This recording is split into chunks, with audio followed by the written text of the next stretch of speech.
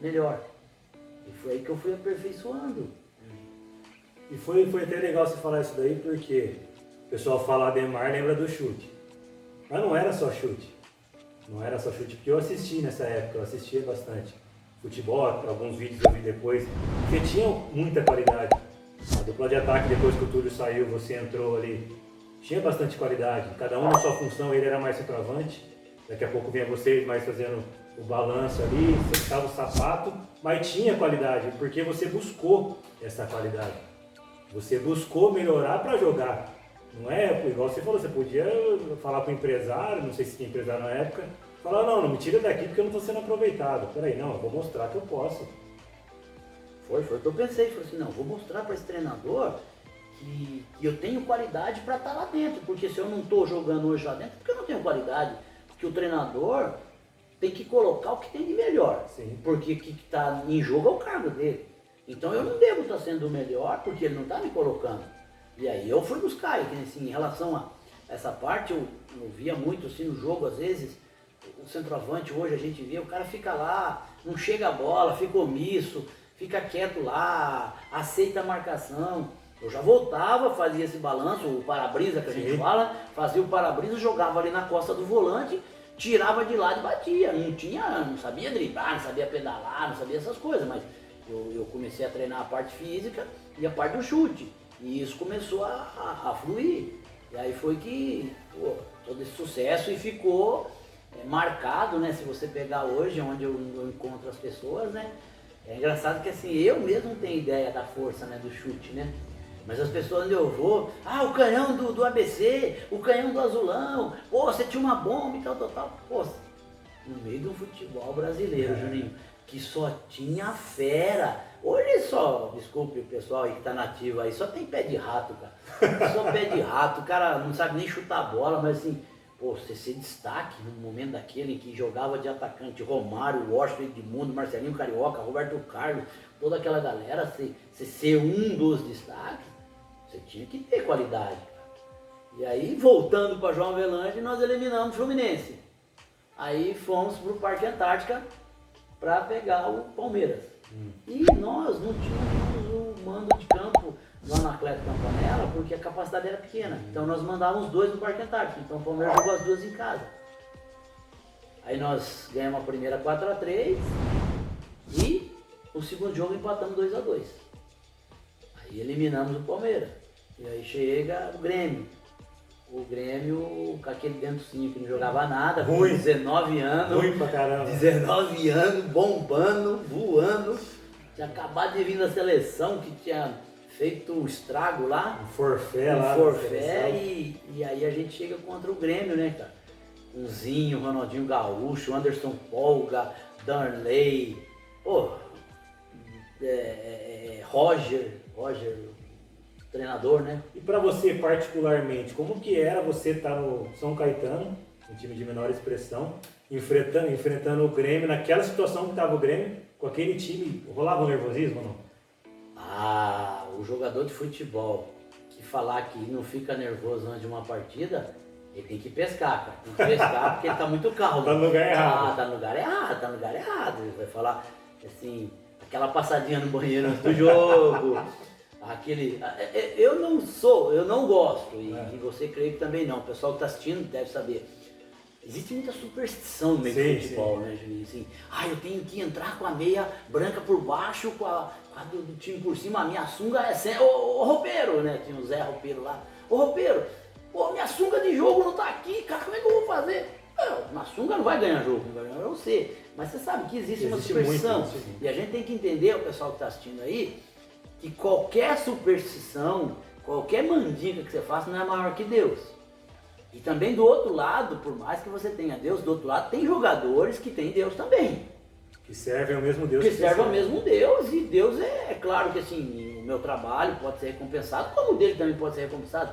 E Deus vai achar uma maneira de querer abençoar todos. É claro que um vai ter que sair perdedor.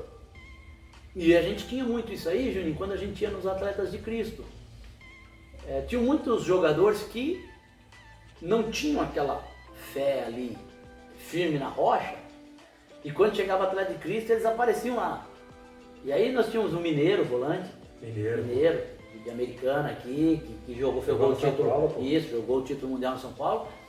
E ele sempre abria a reunião dos atletas de Cristo e falava em relação à superstição. Eu falei, meus irmãos, ele é bem calmo, bem tranquilo. E falava assim, vocês estão vindo para uma reunião aqui dos atletas de Cristo, mas isso aqui não vai fazer você jogar melhor domingo, não vai te garantir nada. Isso aqui não é superstição para dar certas coisas. Você tem que vir aqui para adorar. E no meio de futebol tem muita coisa, cara. E aí quando a gente chega a pegar o Grêmio, né, cara? Aí você vê aquele misto de admiração, né? Por mais, eu era mais, sempre fui mais velho que o Ronaldinho Gaúcho. Mas aquela admiração pelo menino estar na seleção, por estar bem e tudo, o Zinho, né, cara, aqueles outros jogadores. Aí, mas dentro de você tem que pensar assim, né? O que eu pensava, né? Puxa, esses caras são meus ídolos. Vou ter que mostrar para eles que eu sou tão bom quanto eles, né? E muitas vezes hoje o jogador de futebol, ele fica com tanto medo, né? Que a gente fala assim, você tem que ter respeito pelo seu adversário, mas não medo.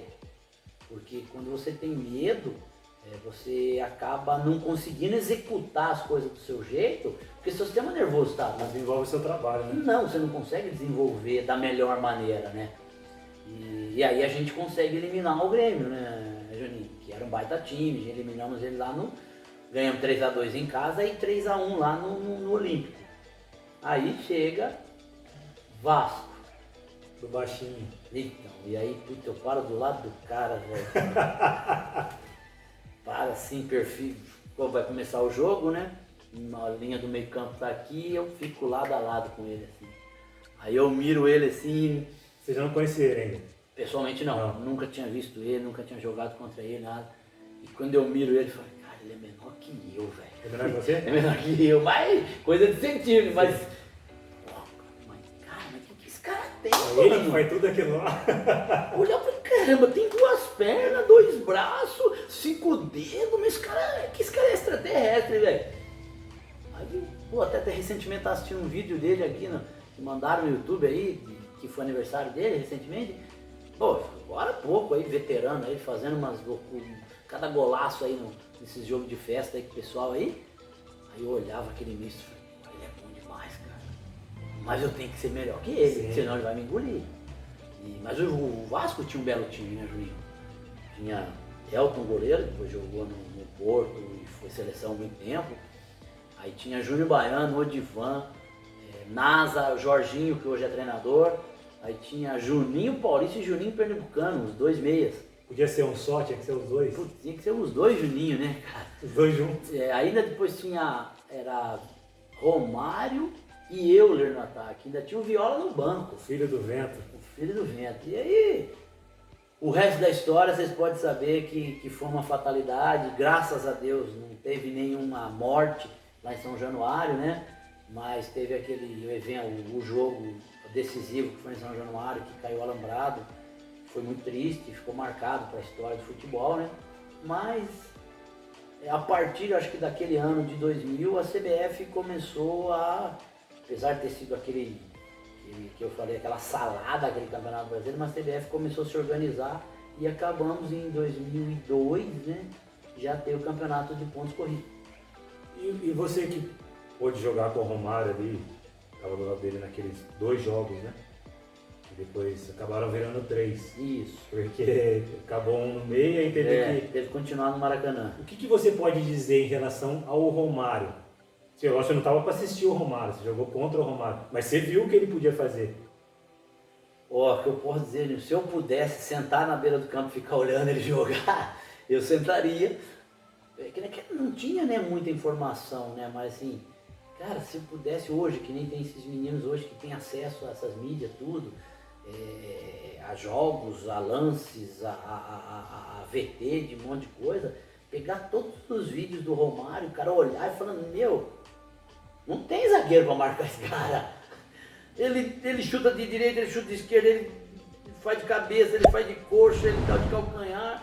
Ele é fora do campo. A impressão que eu tinha era essa. Não. A impressão que acho que todos têm. E eu, infelizmente, tive que viver isso. Não, felizmente por jogar contra, mas infelizmente viver isso dentro do campo, né? Jogar contra um cara que você fala assim, meu, Não dá, cara. Não dá pra marcar esse cara aí. A única coisa que podia fazer era fazer que nem cachorrinho, o cara amarrar aquelas coleiras que deixa 2, 3 metros pra ver se ele fugia, mas ele era fora do comum e, porra, uma excelente pessoa, um cara que hoje no futebol mundial não tem nenhum atacante que faz o que ele fez. Respeito o fenômeno, o Ronaldinho Gaúcho, o Rivaldo, ganharam melhores do mundo, tudo, o Kaká, mas igual o Romário não teve. E infelizmente teve aquela situação lá, né? Que caiu a arquibancada do... São E Januário. nesse momento ele estava saindo de campo. Aí depois ele conseguiu jogar o terceiro jogo, eu acho que eu penso, quero saber a sua opinião. Muito por conta do Eurico Miranda. Sim, aí que tá, Juninho, peraí. O Romário, na verdade, o alambrado caiu porque o Romário estava passando na frente do pessoal naquele momento e o pessoal foi, tipo, dar aquela pressãozinha do torcedor, de, pipoqueiro, e papapá, e um levou o outro e o alambrado da frente não conseguiu segurar e virou aquele dominó humano. Mas você vê como tudo muito errado, porque aquele jogo terminou acho que com 20 e poucos minutos do primeiro tempo. Deveria ter acontecido como foi a continuação da partida, certo? A continuação, na súmula o Romário já tinha saído. Então o Eurico ainda conseguiu um terceiro jogo, começando do zero, nem era com 20 e poucos minutos, começou do 0-0, o Romário jogando, o Vasco ficou treinando durante as festas de final do ano todo, não deram folga para os jogadores, treinaram no começo de janeiro, e nós do São Caetano, todo mundo foi para as festas de final de ano, todo mundo comendo leitão e panetone, não sei o quê. Aí ligaram pra gente numa sexta-feira,